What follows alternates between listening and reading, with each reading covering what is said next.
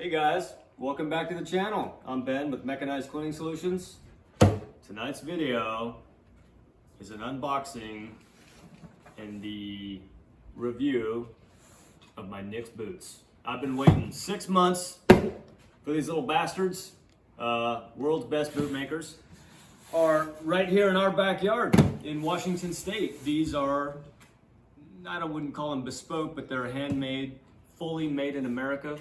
Leather work boots. Everybody knows about Nix. I ordered a pair on January 20th. These are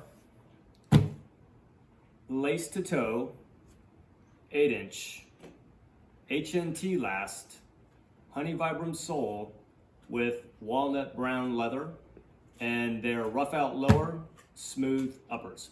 So this is like essentially a custom order for Nix. They don't normally do the lace to toe and an 8-inch upper. They usually make them in 10 inches, but you know, I don't like 10-inch boots. It's a little too much for me. So anyways, 8-inch is good for me. Let's open them up and have a look. Oh yeah, and my size, I did the little self-measuring system where you download a file from their website. It's essentially a pages or a Word document or a PDF, and it has the sizing guide on it. And there's a procedure you go through where you measure different parts of your foot, Nix, and then you email that back to them, or you do it online through the order form. They'll take all your measurements and they'll build a boot specifically to your foot. That's one method of doing it. Another method is they'll send you out a pair of try-ons, and then you'll tell them what you think. You'll do like a rough sizing. They'll send out basically a pair that they think will work, and then you'll tell them wear them around for a week or two or whatever, and then they take it back, and then when they actually build your boot, after you send that trial pair back, then they'll make your boot. I didn't do that. I know my foot pretty well, and I'm fairly familiar with boot sizes, but I came out, I thought I was going to be an 8D, but on their measurement chart, it was like fucking for real 8E. So I guess I'm an E, at least on Nix sizing guys. Let's have a look at these bad boys. Oh, and what did they run me? Over $700 with tax. Now, some of you guys who don't know about Nix boots or handmade boots, you're probably going to scoff at that number, but let me tell you, these boots are cheaper than cheap boots. Let me explain why. Go ahead and pause. Okay. What we have here is the boots, the type of boots that I've been in for the last, well, years. This is a pair of the Danner Quarries, not steel toe, Christie's white wedge sole. Really good for concrete. They're a Gore-Tex boot. Pretty good for pressure washers because there's Gore-Tex lining. But the problem is they're a mass-produced boot. I went with Danners. I've been going with Danners for probably the last, 15 years because, they're pretty much the best mass-produced boot you can get. And but there's a whole new level of boot that are made by hand, all made in America. All the materials are sourced in America. That's these guys. The Danners mostly are assembled in America, down in Portland, not too far from us. But some of the materials, they have different kinds of boots. Some of them are sourced from other countries, but they'll assemble all of them in America. So this is a full American-made boot, but I'm always into the lace-to-toe models because I spent my life in climbing shoes. If you've ever seen climbing shoes, the laces always go right to the end, so I just feel personally more comfortable with more secure. I like to have nice tight laces all the way down, and that's why I go with the lace-to-toe. Most guys don't like lace-to-toe boots. They think it feels weird, but I'm just kind of habituated to it. But the Nix version of the lace-to-toes is essentially the Builder's Pro with one extra eyelet moving towards the toes. That's all it is. So let's have a look at these bad boys. See how they turned out. See the box here. We got the leather laces that they send out. There's a quick start guide talking about the fitment, the boot care, any questions you have, and then they have, look at this. There's a YouTube review giveaway. If you make a YouTube video, it looks like you get a chance to win a pair of boots. All right, let's have a look here. I've been waiting. I put this order in on January 20th, and oh, look at this. They're not right. So I ordered the HNT last, which is the low heel and there's a softer arch. I've had flat feet my whole life. They're not totally flat, but they're pretty flat, and they only got flatter in the Army, humping rucks and backpacks around all day. That just made them worse. But I'm not keen on these big heels, but it looks like there was a mistake made, and they put the big tall logger heel on here, which I don't like that shit. It's too much mass. I don't want to have all this mass hanging off of my legs. A lot of weight, that leather heel stack. Come in on that real close, Jetty. This is a completely all leather boot. There's no, except for the sole, there's no any fake materials in here. It's just all leather, which is great because the advantage of that is this boot, after the break-in period, which is substantial and painful. They say, I think Nick says up to 100 hours. A couple of months, these things take forever to break in, because if you look at the leather of these things, I mean, it's just like this super thick 8-ounce leather. I mean, this is just like freaking saddlebags, man. Not so much on the tongue, but the leather of the boot, I mean, these are just thick and burly. Oh, look at that. There's some leather conditioner inside the boot. That's awesome. I might have actually ordered that, and that's why they put that in there. Got a cool little sticker. Yeah, just feeling these things in my hand, the girth of these things, just the quality just looks,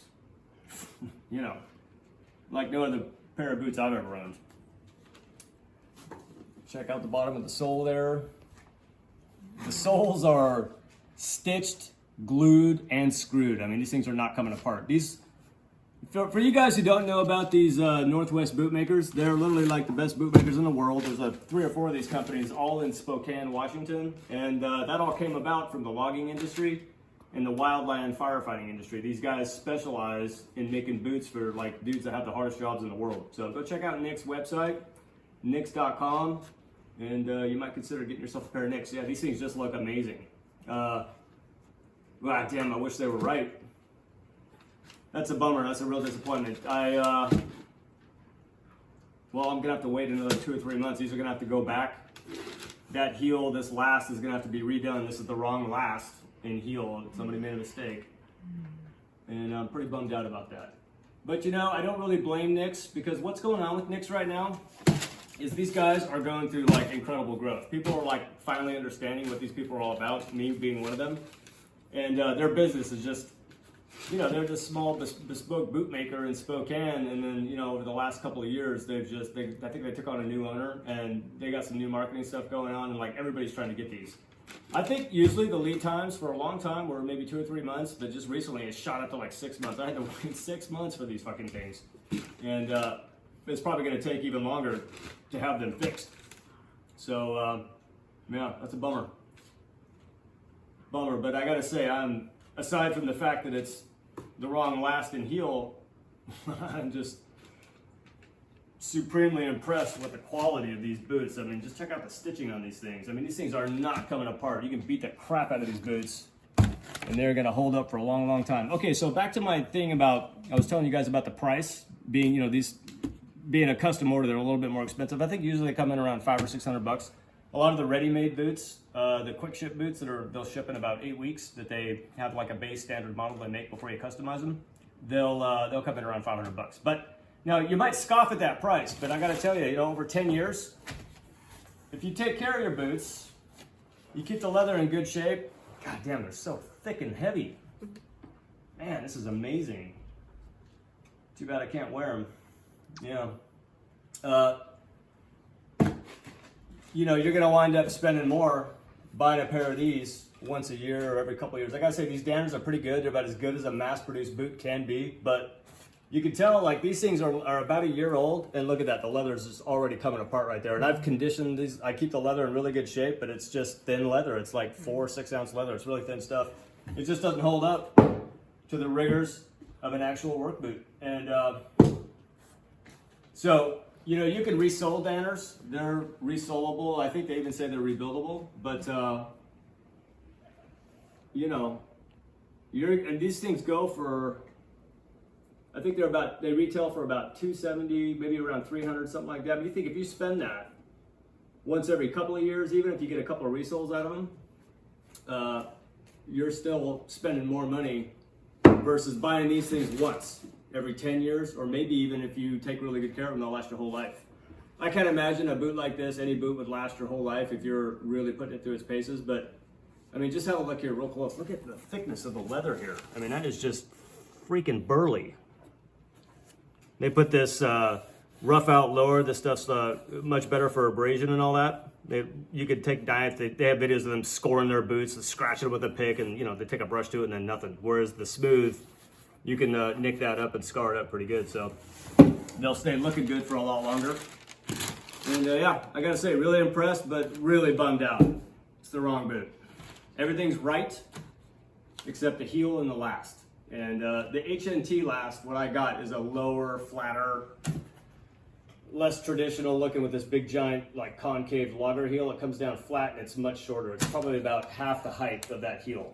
And a lot less mass, kind of pulling on the ligaments of your knee. I guess the guys that work in the brush and the wildland firefighters really like these high heels. It's good for their application, but for me, being on concrete all day, it was either gonna be the HNT last with the Honey Vibram sole or the HNT last with the White Christie sole for concrete. I opted to go with this first boot, which would be more of an all-purpose boot. And the reason why I picked the Honey Vibram sole is because as I'm out working less and less on the job sites and moving more into management and metal fab, it's better for me to have this kind of a sole than it would be having a sole that I'm gonna be putting miles and miles on concrete surfaces all day long pressure washing. So I'm basically just moving to a new sole because my job description is essentially changing. But yeah, that's why.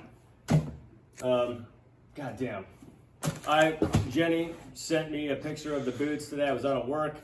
We knew that they were gonna come in the next day or two. I got the little notification of the shipping email and I was just so excited and thrilled. These are the kilties that come with the boots. These go in the tongues. These are the false tongues. Essentially, this leather on top of the gusset is thinner, a little bit thinner, and in order to keep the laces and dirt and shit from wearing through this thinner material that's put there for more comfort, you got your kiltie protector so that the laces won't dig in and wear holes in the leather. And these are cheap and replaceable, preserve the main body of the boot. So that concludes our Nix boot unboxing and initial review. So what's gonna happen? My Danners are getting worn. I can't imagine these are gonna come back anytime in the next 3 months. So what I'm gonna wind up doing is giving JK Boots a call. They're another custom boot maker. Nix is Nix, they're awesome. I can't really fault them for this because I know this because being a small business owner myself, growth is incredibly difficult. Now you gotta understand there's only, how many people know how to make a boot like this? I mean, these are like professional artisans. You can go on YouTube and check out their channel. I'll put a link to it in the description. But the people that make these boots, I mean, this is like skilled labor. And Nix is in a position where they gotta find people and train them to make these boots. And you can't expect a business to go through a huge growth curve and not make a mistake here or there. Of course, they have excellent quality control measures in place. I mean, all these boots are inspected probably by 3 or 4 people. They go through the rounds before they're actually shipped out. I mean, they got their process wired, but on the sheet, talking about my options, somebody overlooked that HNT and just went with their normal standard last, which, man, that's a bummer.